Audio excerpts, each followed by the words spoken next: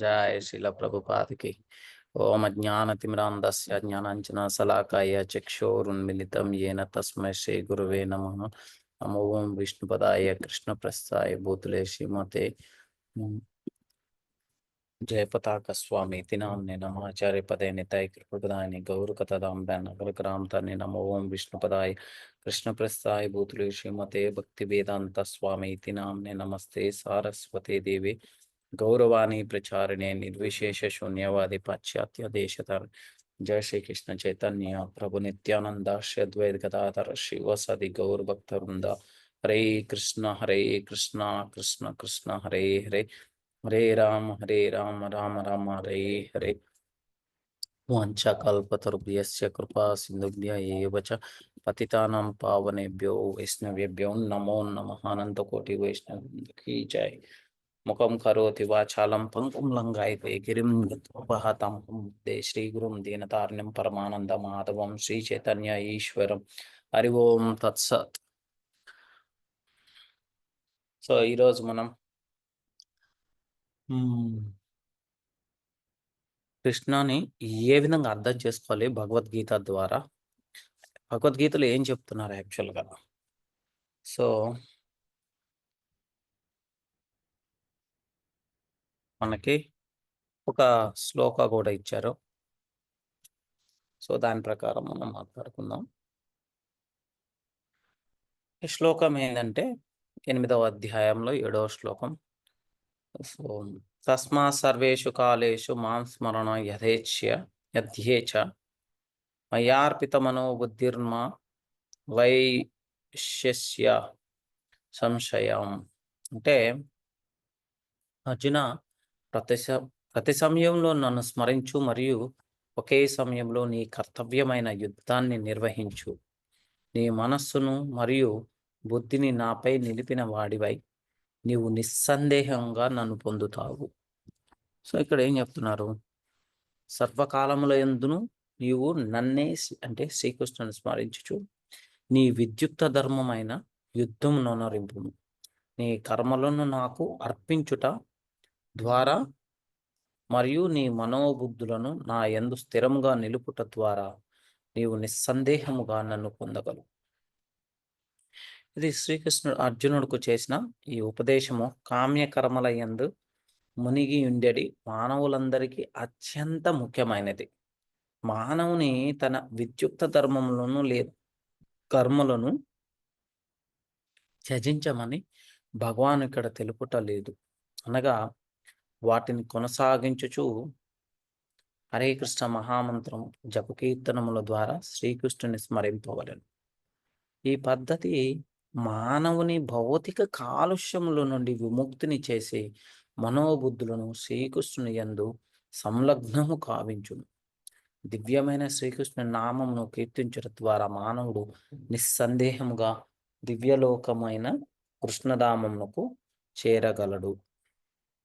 అది సో మనం మాట్లాడుకున్నాం ఇక్కడ. అంటే మనకి ప్రభుపాదుల వారు ఇక్కడ ఇచ్చినట్టు వ్యాఖ్యానం ప్రకారం ముఖ్యాంశాలు ఏంటంటే, కృష్ణ చైతన్యం ఒక పారిపోవడానికి ఉద్దేశించిన తత్వం కాదని అర్థం చేసుకోవాలి. ఏ విధంగా అంటే, నేను కృష్ణ చైతన్యాన్ని తీసుకున్నాను, నాకు ఇవన్నీ వర్తించవు అని చెప్పేసి కుటుంబ బాధ్యతల నుంచి మనల్ని మనం విరమించుకోవటం తగదు. అర్జునుని యుద్ధం చేయమని ప్రోత్సహించారు. అంటే క్రియాశీలకంగా ఉండమని, త్యాగం చేయమని కాదు. కర్తవ్యం మరియు భక్తిని కలపడం అంటే కర్తవ్యం మరియు భక్తిని కలపడం అనేది నిజమైన కళ. భక్తి యోగం అంటే నిరంతర స్మరణ మరియు కర్తవ్యాల్లో క్షేమంగా పాల్గొనడం.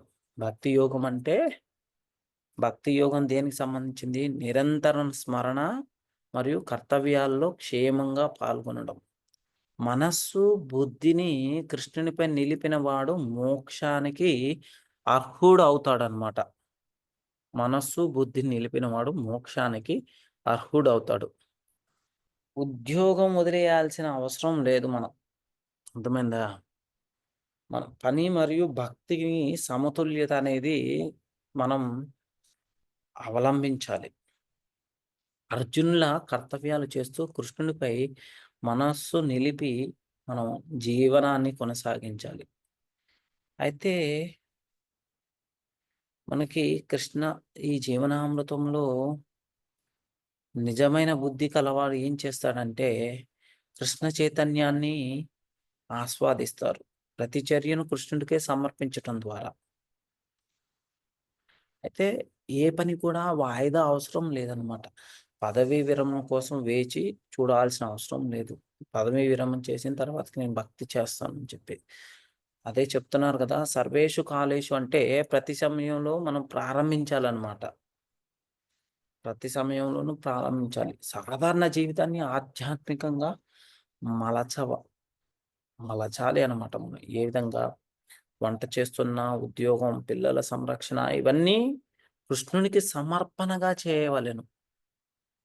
అయితే వాస్తవ జీవితంలో ఏ విధంగా ఉంటుంది? ఇప్పుడు ఏదన్నా పని చేస్తూ ఉన్నారు బయట. ఉద్యోగ సమయంలో కృష్ణునికి అంకితమై పని చేయడం, మరియు ప్రయాణం చేసేటప్పుడు శ్రవణం చేయటం, తల్లి, తండ్రి పిల్లలకు కృష్ణ భావనలో విలువలు బోధించటం. విద్యార్థి దశలో ఉన్నప్పుడు చదువు కృష్ణునికి సమర్పణగా చేయటం, నిత్యం జపం చేయటం. వృద్ధులు అంటే ఏం చేస్తుంటారు? చదువు, జపం, ఆధ్యాత్మ పరిజ్ఞానం పంచుకోవడం. ఇవి చేయాలి అన్నమాట. శిల ప్రపాదలు ఏ విధంగా అర్థం చేసుకోవచ్చంటే, ప్రతి స్థితిలో కృష్ణుని ఎలా స్మరించాలో నేర్పించేందుకే ఈ కృష్ణ భావనామృతాన్ని మనకి అందించటం జరిగింది.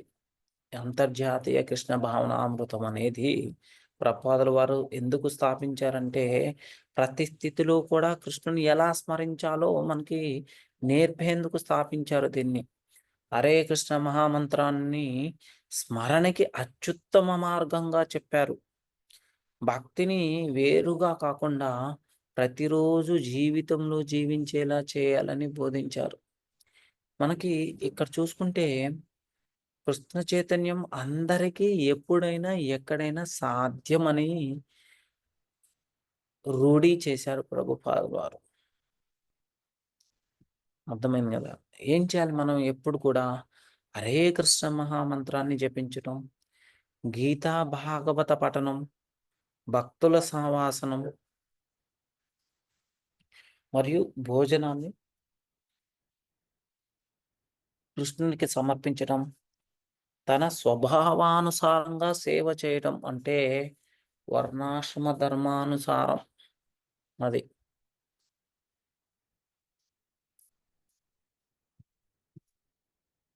సో, మనం యాక్చువల్‌గా పరీక్షిత్ మహారాజ్ చూస్తే ఈ కలియుగ ఆరంభట సమయంలో ఏం చేస్తారంటే, అడుగుతున్నారు సుఖదేవ్ గోస్వామి. ఓ ప్రభు, ఓ సుఖదేవ్ గోస్వామి, మీరు ఇప్పటికే అంటే ద్వితీయ స్కందంలో విముక్తి మార్గం, నివృత్తి మార్గం గురించి వివరించారు. ఆ మార్గాన్ని అనుసరించడం వలన వ్యక్తి నిశ్చయంగా క్రమంగా పరలోకమైన బ్రహ్మలోకానికి ఎదుగుతాడు. అక్కడి నుండి బ్రహ్మదేవుడితో కలిసి ఆధ్యాత్మిక లోకానికి పైకి పోతాడు. ఈ విధంగా భౌతిక లోకంలో జననం మరియు మరణం పునరావృతం పూర్తిగా ముగుస్తుంది అని చెప్పేసి చెప్పటం జరిగింది. అయితే మనకి హ్మ్, పరీక్షిత్ ఒక వైష్ణవుడిగా ఉండటం వలన ఆయన పంచమ స్కందం చివర్లో మనకు తెలుసు కదా! పంచమ స్కందంలో ఏం చెప్తారు? వివిధ రకాలైనటువంటి నరక స్థితుల గురించి వివరించటం జరిగింది. అది విన్నప్పుడు ఆయన చాలా బాధపడతాడు. బద్ధజీవులు మాయ యొక్క ఈ వలలో చిక్కుకొని ఎలా బాధపడుతున్నారో చూసి చాలా చింతిస్తాడు. అయితే ఆ బాధల నుండి విముక్తులుగా చేసి తిరిగి వారికి స్వధామమైన భగవద్ధామానికి ఎలా తీసుకెళ్లాలో తెస్ తెలుసుకోవాలనుకున్నాడు. అందుకే ఆయన తన గురువు అయిన సుఖదేవ గోస్వామిని నివృత్తి మార్గం గురించి మరలా గుర్తు చేశారనమాట. ఇది సుఖదేవ్ ద్వితీయ స్కందంలో వివరించిన మార్గం. మనం మరణ సమయానికి సుఖదేవ గోస్వామిని కలుసుకునే అదృష్టం పరీక్షిత్ మహారాజ్‌కి దక్కింది. ఆ అత్యవసర సమయంలో ఆయన విముక్తి మార్గం గురించి సుఖదేవుని ప్రశ్నించారనమాట. సుఖదేవ్ గోస్వామి ఈ ప్రశ్నను ఎంతో అభినందించి ఇలా చెప్తారు. ఏమని చెప్తారంటే, "వరీయానేష తే ప్రశ్నః కృతో లోకహితం నృప ఆత్మవిత్ సమ్మతః పుంసాం శ్రోతవ్యాదిహ పరః." అంటే, "ఓ రాజా, నీ ప్రశ్న అత్యంత మహత్తరమైనది. ఇది సమస్త మనుషులకు హితకరంగా ఉంటుంది. ఈ ప్రశ్నకు సమాధానం శ్రవణానికి అత్యున్నతమైన విషయంగా పరిగణించబడుతుంది" అని అన్ని ఆత్మజ్ఞులచే ఇది సమ్మతమైనది.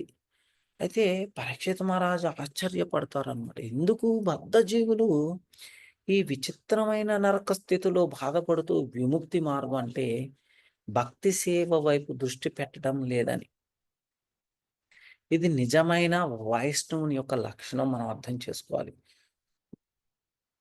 వాంఛకల్పతరుభ్యశ్చ కృపా సింధుభ్య ఏవ చ అంటే వైష్ణవుడు కృపా సముద్రుడు. పరదుఃఖ దుఃఖి. అంటే ఇతరుల బాధను చూసి బాధపడేవాడే వైష్ణవుడు.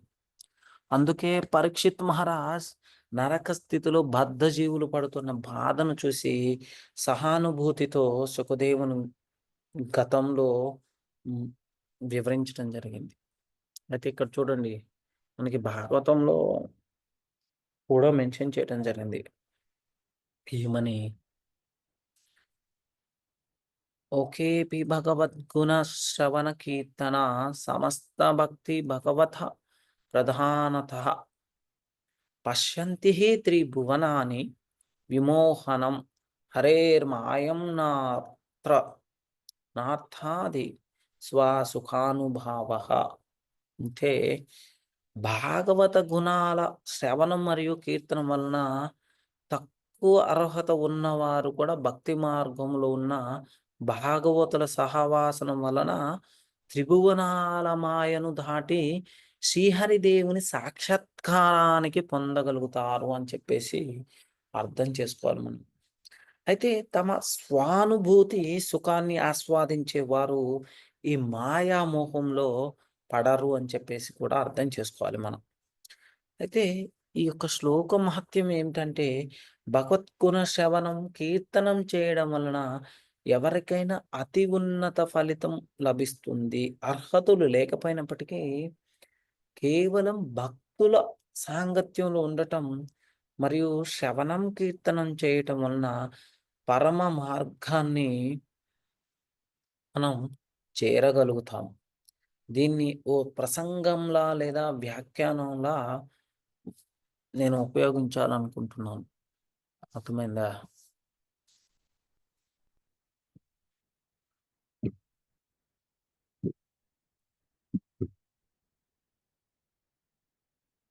భక్తి యొక్క సాధన మరియు ప్రపంచిక జీవనంలో దాన్ని ఎలా సమన్వయపరచాలో వివరించే ఒక గొప్ప భావనగా మనం ఈ యొక్క వ్యాఖ్యానాన్ని గూడా భావించవచ్చు. చూడండి, సుఖదేవ్ గోస్వామి పరీక్షిత్ మహారాజ్‌కి ఏ విధంగా చెప్తున్నారు. అయితే ఈ భౌతిక ప్రపంచంలో సాధారణ క్రియాకలాపాల్లో పాల్గొంటే భగవంతుని విశేష గుణాలను శ్రవణం చేయటం, కీర్తన చేయటం ద్వారా మనిషి భక్తిని సంపాదించగలడు. కొంతమంది ఇలా ప్రశ్నించవచ్చు కూడా మనల్ని. నారదముని నిరంతర ప్రేమభరిత సేవను సూచించటం తార్కికమా? ఇహలోక కార్యాల్లో నిమగ్నులై ఉండేవారు ఎప్పుడు భజన చేయటం ఎలా సాధ్యం? అర్థమైందా? కానీ నారదులు ఇతర ఆచార్యుల వలె జీవుల స్థితి మరియు ప్రపంచ ధర్మాలను బాగా తెలుసుకున్నటువంటి ఒక గొప్ప భక్తుడు. అందుకే ఆయన భగవత్ శ్రవణం, కీర్తనం అంటే మనకి 7వ స్కందంలో 5వ అధ్యాయంలో 23వ శ్లోకం చెప్తారు కదా! శ్రవణం, కీర్తనం, స్మరణం అయితే మనం ఎల్లప్పుడూ కూడా దీన్ని అందరికీ సిఫారసు చేయాలి. ఏమి అది? శ్రవణం, కీర్తనం అనే దానిని. మనకి ఉత్తమ ఉదాహరణగా అర్జునుడు ఉన్నాడిక్కడ. ఆయన శ్రీకృష్ణుని స్నేహితుడు మరియు ప్రపంచిక కర్తవ్యంలో నిమగ్నుడై ఉన్నప్పటికీ, కృష్ణుని మాట మేరకు యుద్ధాన్ని విడవకుండా భక్తితో పనిచేశాడు. అంతే కదా! మనం ఏం చెప్తున్నాడిక్కడ? తస్మా సర్వేషు కాలేషు మామనుస్మర యుధ్యచ్చ మాయార్పిత మనోబుద్ధిర్మాం ఏవైవశ్య అసంశయ. కాబట్టి అర్జున, నీవు ఎల్లప్పుడూ నన్ను స్మరించుతూ నీ కర్తవ్యాన్ని నిర్వర్తించు. నీ మనస్సును, బుద్ధిని నాకే అర్పించి పనిచేస్తే నీవు నిర్ధారంగా నన్ను పొందుతావు. ప్రభుపాదుల వ్యాఖ్యానం అదే కదా చెప్పేది, మనం అర్థం చేసుకున్నాం కదా. ప్రభు అసాధ్యమైనదేమీ చెప్పడు. అర్జునుడు తాను జీవన పోరాటంలో కృష్ణుని స్మరించకపోతే మరణ సమయంలో ఆయనను ఎలా గుర్తించగలుగుతాము? అంతే కదా! జీవన పోరాట సమయంలో మనందరం కూడా కృష్ణుని స్మరించలేని పక్షంలో మరణ సమయంలో ఏ విధంగా మనం గుర్తించుకుంటాం? అదే కదా మనం అర్థం మాట్లాడుకునేది. సో, ఏం చేయాలి మనం? చైతన్య మహాప్రభు చెప్పినట్లు కీర్తన్య సదా హరి, నీవు ఎల్లప్పుడూ కూడా హరినామాన్ని జపించాలి అని ఒక ప్రశ్న. ఎల్లప్పుడూ పని చేస్తున్న మనిషి ఎలాగే తన పని రెండింటిని చేయగలడు అని అడగవచ్చు. మనకు అందుకే ప్రభుపాదుల వారు చాలా ఉదాహరణ ఇచ్చారు. చూడండి, తన్ తండ్రి ఆఫీస్‌లో పనిచేస్తూ ఉన్న ఇంట్లో ఉన్న తన అనారోగ్యాన్ని పొంది ఉన్న ఒక కుమారుని గురించి ఎప్పుడు గుర్తు చేసుకుంటూనే ఉంటాడు. ఒకవేళ కుమారుడు అనారోగ్యంతో ఉంటే, గృహిణి తన గూఢ స్నేహితుని ఎప్పుడు గుర్తు చేసుకుంటూ తన పతికి అనుమానం రాకుండా పనులు జాగ్రత్తగా చేస్తుంది. అందరూ కాదు, కొందరు. ఒకవేళ ఉండుంటే. అర్థమైందా? ప్రభుపాదులు వారు ఇచ్చారు ఎగ్జాంపుల్ మనకి. అర్థం చేసుకో. వివిధ సమయాల్లో వ్యాఖ్యానం చేసినప్పుడు. ఓకే. అయితే ఇలాగే మనం భగవంతుని శ్రీకృష్ణుని ఎప్పుడు స్మరించాలి? నాకు కృష్ణుడిపై ప్రేమ లేదు అనే వాళ్ళకు మార్గం ఏమిటంటే వైదీ భక్తి. ఇది మామూలుగా జపం, శ్రవణం, కీర్తనం వంటి సాధనాల ద్వారా భగవంతుని మీద అసలు ప్రేమను వెలికి తీయడం కోసమే ఇది ఒక సాధనంగా ఉపయోగపడుతుంది మనకి. ముఖ్య సాధనాలేంటి? శ్రవణం, కీర్తనం, స్మరణం, విష్ణు స్మరణం. ఎవరు కూడా అదేగా మనం చెప్పేది. ఎవరు కూడా అంటే కృష్ణుని యొక్క శ్రవణ కీర్తనానికి సమయం లేదు అని నిజాయితీగా చెప్పలేరు. పత్రికలు చదవడానికి, టీవీ చూడడానికి సమయం పెట్టేవారు భగవద్భక్తికి కూడా సమయం కేటాయించవచ్చు. ప్రపంచంలో పనిచేస్తున్న ఆ సంపాదనను కృష్ణుని అర్పించడం ద్వారా కూడా మనస్సులో కృష్ణుని స్మరించవచ్చు. ఈ పని నాకు కృష్ణుడే అప్పగించాడు. మనం చేసేవి అన్నీ కూడా మంచి పనులై ఉండాలి. ఒకవేళ వ్యాపార సంబంధాలు లేదా సామాజిక కర్తవ్యాలు బాగా భారంగా అనిపిస్తే వాటిని ఉగ్రకర్మగా భావించాలి మనం. శరీరాన్ని, మనస్సును బలహీనపరిచే పని దేనినైనా మనం త్యజించాలి. అంటే దాని నుండి తప్పుకోవాలి మనం. ఏదైనా కానీ శరీరాన్ని, మనస్సును బలహీనపరిచేటువంటి పనులు. మనకి ఏ ఈ యొక్క 7వ స్కందంలో ఇవన్నీ చెప్తూ ఉన్నారు. ఉగ్రకర్మలు ఏ విధంగా ఉంటాయి, ఏంటి అని చెప్పేసి. మనిషి తినడానికి అవసరమైనంత వరకే పని చేయాలి. తెలివైన వాడు జీవితాన్ని సులభంగా ఉంచాలి. ప్రభుపాదులు ఏం చెప్తారంటే మనకి ఒక గొప్ప ఉదాహరణ కూడా ఇచ్చారు మనకి. ఒక వ్యక్తి శరీర ఉష్ణోగ్రత 105 డిగ్రీలు ఫారెన్‌హీట్ నుండి 98 డిగ్రీలకు తగ్గించాలి. అంతేగాని పూర్తిగా దాన్ని శూన్యం చేయకూడదు. జీరో చేయటం మంచిది కాదు. అన్ని పనులు వదలకూడదు. కానీ దానికి సానుకూల దిశ ఇవ్వాలి. అది ఏంటంటే భక్తి మార్గాన్ని ఇవ్వాలి. మనకి ఈశోపనిషత్తులో కూడా ఏం చెప్తున్నారు? ధార్మిక, ఆధ్యాత్మిక జ్ఞానం కలిగిన కార్యాలనే చేయాలి. మానవ మానవ బుద్ధిని ఇంద్రియ తృప్తికి వాడకూడదు. ఈ యొక్క బుద్ధిని ఇంద్రియ తృప్తికి వాడకూడదనమాట మనం. కలియుగంలో శ్రేష్టమైన ధర్మం ఏంటిది? హరినామ సంకీర్తనం. హరిర్నామ హరిర్నామ హరిర్నామ ఏవ కేవలం కలౌ నాస్తి ఏవ నాస్తి ఏవ నాస్తి ఏవ గతిర్ అన్యదా. Excuse me. బృహత్ నారదీయ పురాణం ప్రకారం ఈ యొక్క శ్లోకం. అయితే ప్రభుపాదులు ఇస్కాన్‌ను యుగధర్మ ఆధారంగా స్థాపించారు. ఈ యుగంలోను తమ పనులతో పాటు వేలాది మంది భక్తులు రోజుకు 16 మాలలు జపం చేస్తూ ఉదయం, సాయంత్రం కీర్తన, భాగవత ప్రవచనాల్లో పాల్గొంటూ పాపకర్మల నుంచి నివారిస్తున్న నిబంధనలు పాటిస్తూ ఉన్నారు. అయితే భగవంతుని మాట ఏంటంటే పద్మపురాణం ప్రకారం నాహం తిష్టామి వైకుంఠే యోగినాం హృదయేషు వా ఎత్ర గాయంతి మద్భక్త తత్ర తిష్టామి నారద. హ్మ్.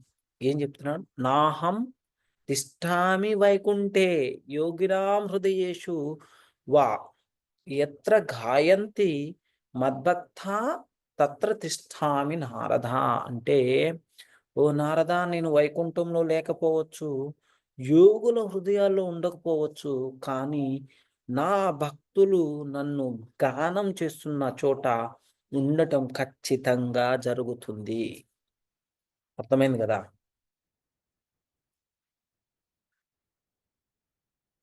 అయితే ఈ వ్యాఖ్యానం మనం చూసుకుంటే దాని యొక్క స్ సుఖదుఃఖేషు లబ్ధాది త్యక్తే కాలే ప్రతిక్షమ్నే కషా క్షణార్థం అపి వ్యర్థం నానేయం.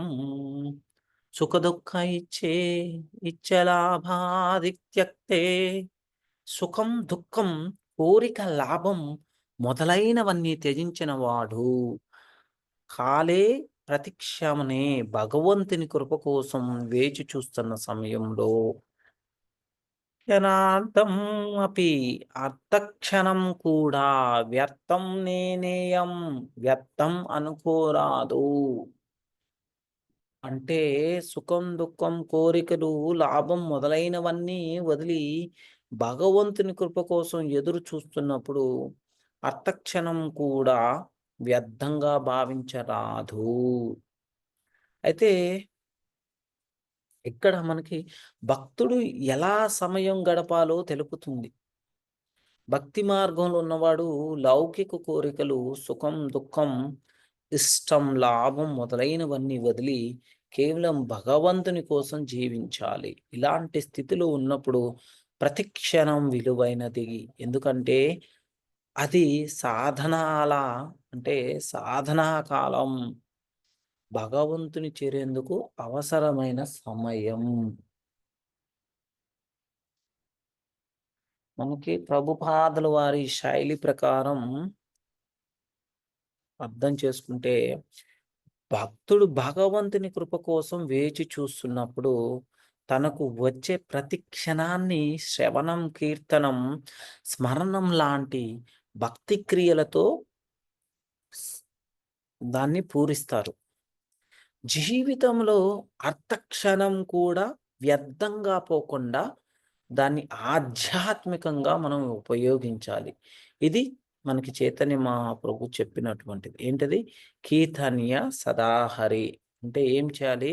భక్తుడు భగవంతుని కృప కోసం వేచి చూస్తున్నప్పుడు తనకు వచ్చే ప్రతి క్షణాన్ని శ్రవణం, కీర్తనం, స్మరణం లాంటి భక్తి క్రియలతో పూరించాలి. జీవితంలో అర్థక్షణం కూడా వ్యర్థంగా పోకుండా, అర్ధ క్షణం కూడా వ్యర్థంగా పోకుండా దాన్ని ఆధ్యాత్మికంగా ఉపయోగించినట్లే అది. ఉదాహరణ చూసుకుంటే, ఒక భక్తుడు భగవంతుని ఆశ్రయించాక, ఇంకా నాకు కృష్ణుడు ప్రత్యక్షంగా కనిపించలేదు అనే భావనతో నిరాశ చెందకూడదు. ప్రతి క్షణాన్ని భగవద్గుణాల శ్రవణం, జపం, సేవ ద్వారా మనం పూరించాలి. ఎందుకంటే ఆ సమయం భగవత్ ప్రాప్తికి చాలా విలువైనది. ఏ సమయం భగవత్ ప్రాప్తికి విలువైనదో మనం గ్రహించాలి ప్రతిరోజు కూడా. అదే గదా! సుఖ దుఃఖే చ లభాది త్యక్తే కాలే ప్రతిక్షణే క్షణార్థం అపి వ్యర్థం నా. ఒక భక్తుడి జీవితంలో ప్రతి క్షణం కూడా విలువైనది. దాన్ని ఎలా ఉపయోగించాలో అర్థం చేసుకోవాలి. దీని ఆధారంగా తీసుకొని తెలుగులో మనం అంటే ఏ ఏమనుకుంటాము? సుఖ దుఃఖే చ లభాది త్యక్తే కాలే ప్రతిక్షమనే క్షణార్థం అపి వ్యర్థం నా. భౌతిక సుఖం, దుఃఖం, కోరికలు, లాభం మొదలైనవి త్యజించి పరమేశ్వరుడి కృప కోసం ఎదురు చూస్తూ ఉన్నవాడు అర్థక్షణం కూడా వ్యర్థంగా పోనీయడు అని అర్థం అన్నమాట. మనిషికి జన్మ లభించడం చాలా అరుదైనది. ఇది ఒక్కసారి వచ్చిన తర్వాత దీన్ని సద్వినియోగం చేసుకోకపోతే మళ్ళీ పునర్జన్మల చక్రంలో చిక్కుకొని పోతాం. నారద మహర్షి ఈ సూత్రం మనకి చాలా నిశితంగా వివరించారు. భగవద్భక్తిలో ప్రవేశించిన వాడు ఇకపై ప్రతి క్షణాన్ని ఉపయోగించాలన్న సందేశం ఇస్తున్నారు మనకి. కానీ నేను ఇంకా సంపూర్ణంగా వేరు వేరుగా లేను అని అంటే వాదించడమే కాక భగవద్గుణాల శ్రవణం, కీర్తనం ద్వారా ధ్యానం వంటి సాధనాలతో కాలాన్ని వినియోగించాలి. ప్రహ్లాద్ మహారాజు కూడా శ్రీమద్ భాగవతంలో ఏమని చెప్తారు? ఒక వ్యక్తి 100 సంవత్సరాల జీవితంలో సగం నిద్రలో పోతుంది. బాల్యంలో, వృద్ధాప్యంలో, బంధనాలలో మరియు మిగిలిన జీవితం వ్యర్థమే. కాబట్టి ఇప్పుడే శ్రద్ధగా భక్తి ప్రారంభించాలని చెప్తున్నారు మనకి. చాణక్య పండితులు కూడా అదే చెప్తారు. ఒక్క క్షణాన్ని కూడా లక్షల స్వర్గములతో తిరిగి కొనలేము. అంటే సారీ యాక్చువల్‌గా క్షణాన్ని లక్షల అంటే స్వర్ణములతో అంటే బంగారం ఎన్ని పెట్టినా కానీ కొనలేము. శ్రీ వైష్ణవులు, గౌడీయ భక్తులు అందరూ కూడా ఈ విషయాన్ని బాగా భావించారు. కృష్ణుని గురించి ఎల్లప్పుడూ ఆలోచిస్తూ ఎక్కడైనా ఉన్నా తాను సేవలో ఉన్నాననే భావనతో మనం జీవించాలి.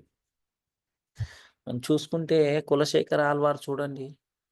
ప్రాణం అంటే మనం మనస్సును ముక్కుపై స్మరణ ఉన్నప్పుడు స్మరణ ఎక్కడ ఉంటుంది? ఇలా చూస్తూ స్మరణ చేస్తాం గదా! అందుకే మనం ఇప్పుడే భక్తిలో మనం చాలా నిశితంగా అంటే నిగూఢంగా మనల్ని మనం విడమర్చాలి. ఏమని? "ఏ కృష్ణ నీ యందు నేను భక్తితో ఉంటాను. నన్ను దయచేసి నీ యందు ధ్యానం చేసే విధంగా నీ యొక్క నామాన్ని జపించే విధంగా నాకు శక్తినివ్వు" అని చెప్పేసి. భగవద్గీతలో గూడా అదే చెప్తున్నారు కదా! రెండో అధ్యాయంలో 14వ శ్లోకంలో ఏం చెప్తున్నారు? "శీతోష్ణ సుఖదుఃఖాలు వస్తూ పోతూ ఉంటాయి. వాటిని సహించాలి. కానీ భగవత్ స్మరణలో మనం ఏమాత్రం కూడా మనల్ని మనం త్యజించకూడదు. తగ్గకూడదు" అని చెప్పేసి అర్థం చేసుకోవాలి మనం. అయితే మనకేమి అర్థమవుతుంది? భక్తికి తర్వాత అంటే భక్తిని తర్వాత చూస్తాం అన్న మాటకు స్థానం లేదు. ప్రస్తుత క్షణమే మనం సద్వినియోగం చేసుకునే సమయం. ఇది ఓ విలువైన జ్ఞాపకం. అర్థక్షణం కూడా కోల్పోకూడదు మనం. అర్థక్షణం ఎందుకంటే అది మళ్ళీ రాదు. కొన్ని లక్షల కోట్లు పెట్టినా. సో, ఎవరైతే దీన్ని అర్థం చేసుకుంటారో వారి జీవనం అనేది చాలా అందంగా ఉంటుంది. అది. అయితే మనకి ప్రభుపాదుల వారు చెప్పినట్టు ఏం చేయాలి మనం? కృష్ణ చైతన్యం ఒక పారిపోవడానికి, అంటే దేని నుంచి, మన కర్తవ్యాల నుంచి పారిపోవడానికి ఉద్దేశించిన తత్వం కాదు. అర్జునుని యుద్ధం చేయమని ప్రోత్సహించారు. క్రియాశీలకంగా ఉండమని, త్యాగం చేయమని కాదు. కర్తవ్యం మరియు భక్తిని కలపడం అనేది నిజమైన కళ. భక్తి యోగం నిరంతర స్మరణ, కర్తవ్యాలతో క్షేమంగా పాల్గొనడం.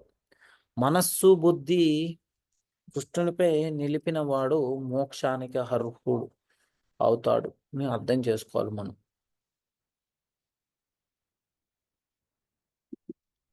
సో అదే ఏం చెప్తున్నాం మనం, అభ్యాస యోగయుక్తేన చేతనా నాణ్యగామిన పరమం పురుషం దివ్యం యతి పార్థాను చింతయన్.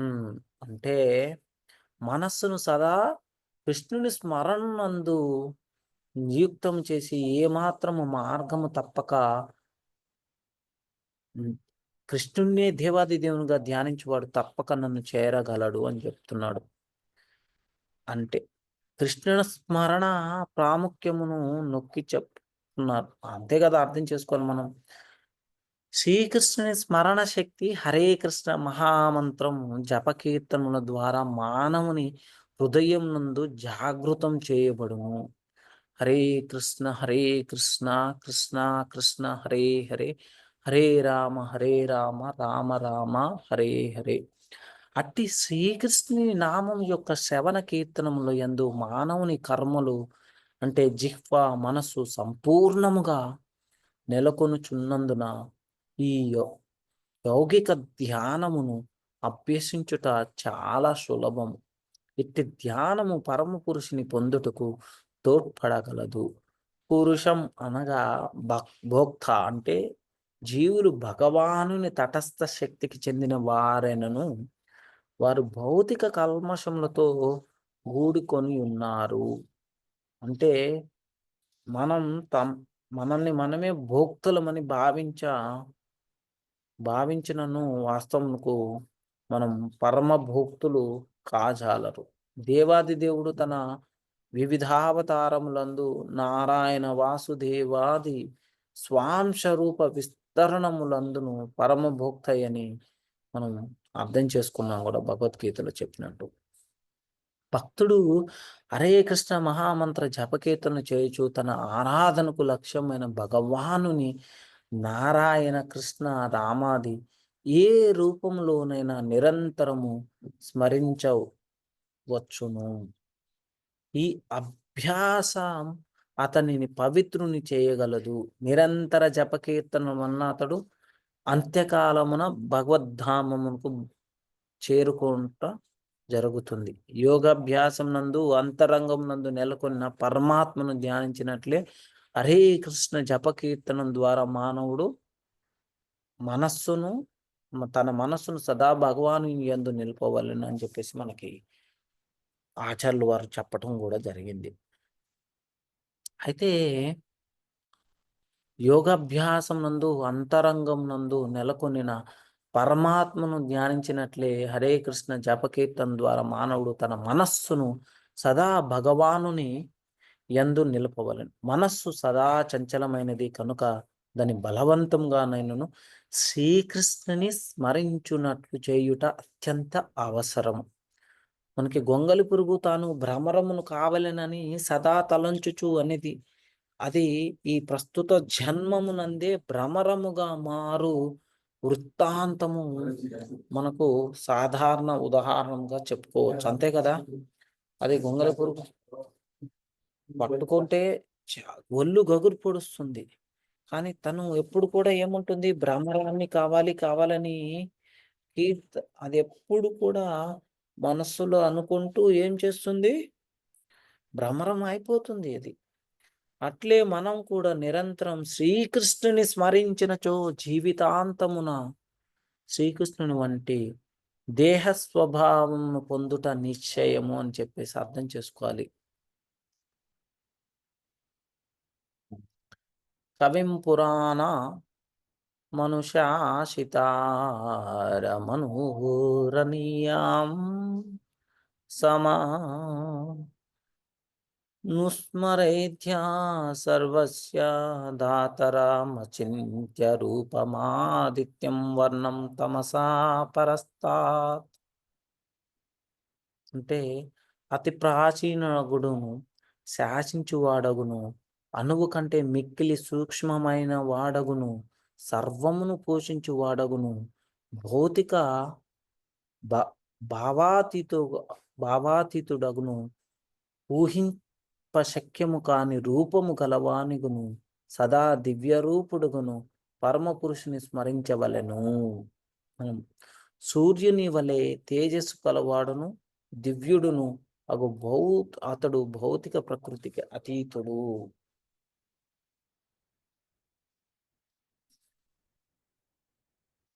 ముఖ్యమైన విషయం ఏమిటంటే, నిరాకారుడో లేక శూన్యుడో కాడు. నిరాకారమైనట్టి శూన్యమైనట్టి దాన్ని ఎవ్వరూ ధ్యానింపలేరు. అది మిక్కిలి కష్టము కూడా. కానీ శ్రీకృష్ణుని స్మరించు విధానము మిక్కిలి సులభమైనది. అదే మనం వాస్తవంగా అర్థం చేసుకోవాలి. ఏంటిదది? హరే కృష్ణ మహామంత్రం జపించటం ద్వారా. మొట్టమొదట మనం భగవానుడు పురుషుడని, అంటే రూపసహితుడని ఎరుగవలెను.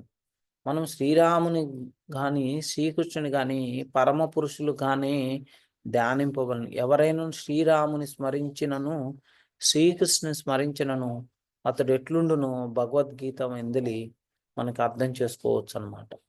అయితే భగవానుడు కవి అని ఇక్కడ వర్ణింపబడింది. ఎందుకు? అతడు భూత భవిష్యత్తు వర్తమానాలు నెరుగను కనుకనే సర్వజ్ఞుడు. సర్వమునకు మూల కారణమొకటిచే అతడు పురాణ పురుషుడు. సర్వము అతడు నుండే ఉద్భవించినది. అనాదిరాదిరి గోవింద సర్వకారణ కారణం ఈశ్వర పరమకృష్ణ.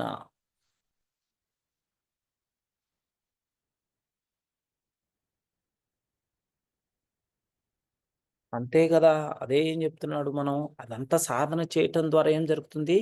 ప్రయాణ కాలే మనసా చలేన భక్త్యా యుక్తో యోగ బలేన చైవ బ్రహ్మోర్మధ్యే ప్రాణమావేశ్య సమస్య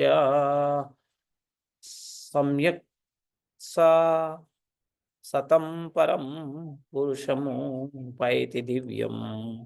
మరణ సమయమున ప్రాణవాయును భూమధ్యమున నిలిపి యోగాశక్తిచే చలించిన మనస్సుతో సంపూర్ణ భక్తిభావంతో దేవాది దేవుడిని స్మరించడి వాడు తప్పక పరమ పురుషునిగా పొందగలడు. పరమ పురుషుని పొందగలడు. అది. అయితే మనం ప్రతి స్థితిలో కూడా కృష్ణుని ఎలా స్మరించాలో మనకి నేర్చుకున్నాం. విన్నాం ప్రభుపాదులు వారు చెప్పినట్టు. ఇప్పుడు ఈ భగవద్గీతలో కూడా చెప్పిన విధంగా. హరే కృష్ణ మహామంత్రాన్ని స్మరణకి అత్యుత్తమ మార్గం కూడా మనం అర్థం చేసుకున్నాం. భక్తిని వేరుగా కాకుండా ప్రతిరోజు జీవితంలో ఒక జీవన సాధనంగా మనం భావించి దాన్ని సాధన చేయాలి. శీష్ అర్థమైంది కదా! కృష్ణ చైతన్యం అందరికీ ఎప్పుడైనా, ఎక్కడైనా సాధ్యం అనేది మనం అర్థం చేసుకోవాలి.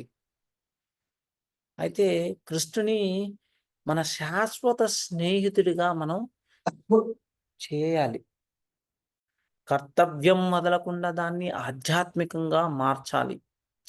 చిన్న దశలతో ప్రారంభించేసి, ఒక మాల జపం చేయటం, ఒక శ్లోకం పఠనం చేయటం రోజు, మన మనస్సును, బుద్ధిని కృష్ణునిపై నిలిపితే నిస్సందేహంగా మనం ఆయన్ని పొందుతాము. అర్థమైంది గదా! అదే అర్థం చేసుకోవాలి మనం. సో, ఏం చేయాలండి? మన కర్తవ్యాల నుంచి మనం పారిపోకుండా మన ఆ కర్తవ్యాలని నిర్వర్తిస్తూ కృష్ణ భక్తిని చేయాలి.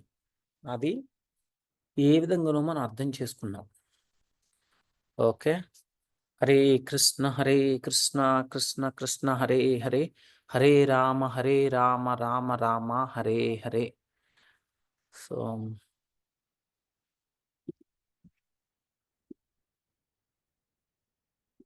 ఎలా ఉన్నారు అందరూ?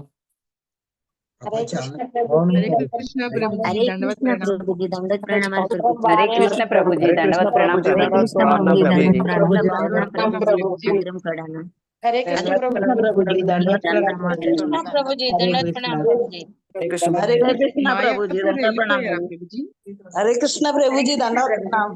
దండవత్ ప్రణామం. హరే కృష్ణ బాగున్నా ప్రభుజీ ప్రభుజీ. బాగా దండవత్ చెప్పారు ప్రణామం. ప్రభుజీ. బాగున్నాం ప్రభుజీ, మీరు ఎలా హరే ఉన్నారు? కృష్ణ ప్రభుజీ. మీ దయ వల్ల బాగున్నానమ్మా. మా హరే దయ కాదు కృష్ణ ప్రభుజీ, ఏముంది ప్రభుజీ. ఆ కృష్ణ భగవాన్ దయ, మన గురు మహారాజు దయ ఉండాలి ప్రభుజీ, మన దయ కాదు గురు మహారాజ్ దయ. మాయాపూర్ వెళ్ళిపోయారా హరే ప్రభుజీ? కృష్ణ ప్రభుజీ.